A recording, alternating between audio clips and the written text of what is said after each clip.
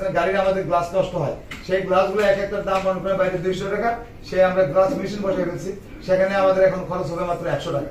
অর্থাৎ আমার দেখেন আমি চতুর্দিকে কিন্তু কিভাবে এগুলোকে ব্যয় সাশ্রয় এবং ব্যয় কমানো এবং পাশাপাশি আমার যে কৌশল লাগে।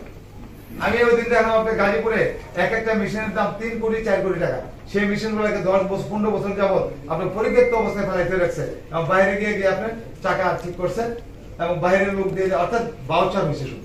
এখানে ব্যক্তিগতভাবে অনেকগুলো কাজই হয়নি।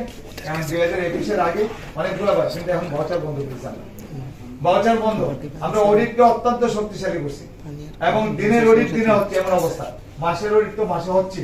প্রত্যেক ডিপুর সাথে অডিটর লাগাই রাখা হয়েছে। কারিগরের আমাদের টেকনিশিয়ান ইঞ্জিনিয়ার, আমি আমার সময় দেখেন আপনারা জানলে খুশি হবেন, এই প্রতিষ্ঠানে বর্তমানে বুয়েট, চুয়েট, কুয়েট, ঢাকা ইউনিভার্সিটি, জগন্নাথ, ঢাকা জাহাঙ্গীরনগর বিশ্ববিদ্যালয়, সকল নামি দামি যত বিশ্ববিদ্যালয় আছে, সকল বিশ্ববিদ্যালয়, নর্থ সাউথ বলেন, ইস্ট ওয়েস্ট বলেন, সকল অত্যন্ত নামি দামি বিশ্ববিদ্যালয়ে এই স্টুডেন্টরা কিন্তু আপনি কিন্তু এই বিআরসি কর্মকর্তা এবং কর্মচারী হিসাবে যোগ দিয়েছে। তাহলে কেন আপনি এই বিআরসি? কিন্তু এখানে একসময় আপনার কন্ট্রাক্টর 2006 সালে নিয়োগ দেওয়া হয়েছিল, এরপরে আপনার কন্ট্রাক্টররা 2022 পর্যন্ত নিয়োগ দেওয়া হয়নি, 6 থেকে 22 পর্যন্ত নিয়োগ দেওয়া হয়নি। আমরা 300 জন কন্ট্রাক্টর নিয়োগ দিয়েছিলাম, সেখান থেকে আপনার 200 জন চলে গেছে, মানে উপরে বড় পদে চাকরি পেয়ে চলে গেছে। ওই 200 জন চলে গেছে, এবার আবার আমরা 200 জন নিয়োগ দিলাম।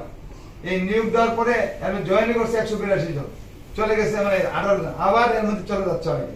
আমরাও বলছি তোমরা যদি ভালো কোথাও চলে যাও, কিন্তু আমরা মেধার মূল্যায়ন করছি, যে মেধার জন্য আন্দোলন হয়েছে। আমরা কিন্তু অনেকে আমাকে বলছে যে স্যার এত মেধাবী নিলে তো থাকবে না, আপনি তারা চলে যাক। আমি বলি একদিন থাকবো, তারা আমার এম্বাসেডর, এবং তারা কে বলবে যে আমি বিনা পয়সায় চাকরি পেয়েছি, আমি আমার টাকা লাগে না, আমি একদিন চাকরি করছি, কিন্তু আমি মেধার সাথে কোনো কম্প্রোমাইজ করবো না। আমি মেধার সাথে কোনো কম্প্রোমাইজ করি নাই এবং অসংখ্য লোক চলে যাচ্ছে, তারা উপরে চাকরি পেয়ে তারা যাক, এটা আমি মনে করি আমার আমার সন্তান, আমার লোকজনের। তো এই যে অনেকে বলছে যে আমরা ঢাকা বিশ্ববিদ্যালয়ে গাড়ি দিয়ে নাকি আমরা নাকি বিআরসি কি জন্য আমরা লস করেছি। ঢাকা বিশ্ববিদ্যালয়ে যে আমার অনেক অত্যন্ত সুশীল, এই জন্য আমরা বলবো যে অত্যন্ত গুণীজন মানুষ বলে যে ঢাকা বিশ্ববিদ্যালয়ে গাড়ি দিয়ে কি জন্য ফেলে রাখছে সকাল থেকে রাত্র পর্যন্ত। আপনি ঢাকা বিশ্ববিদ্যালয়ে গাড়ি দিয়ে ফেলে রাখা হয়, আপনি ঢাকা বিশ্ববিদ্যালয়ে যে আমার সন্তানরা তারা যদি আপনার যদি সার্ভিস না দেওয়া হয়, তারা সঠিক সময়, আমি বলছি সঠিক সময় তারা যদি গাড়িতে করে, যদি আপনার ইউনিভার্সিটিতে যথাসময় ক্লাসটা না ধরতে পারে, নিয়মিত যাতায়াত না করতে পারে, তাইলে কি আপনার তারাই তো আমাদের ভবিষ্যৎ। তাহলে আমি বলেছি, টকশোতে বলেছি যে ঢাকা বিশ্ববিদ্যালয়ে গাড়ি দিয়েছি, এটা হলো আমার সবচেয়ে রিয়েল ইনভেস্টমেন্ট। এখন আমাকে প্রশ্ন করছে ঢাকা বিশ্ববিদ্যালয়ে তো নিজেরাই গাড়ি কিনতে হবে, গাড়ি কেনা সহজ, গাড়ি মেনটেন্যান্স করা আপনার ব্যক্তিগত গাড়ি যারা আছে সো টাফ, গাড়ি কেনা কোনো বিষয় না, কিন্তু গাড়ি মেইনটেনেন্স না।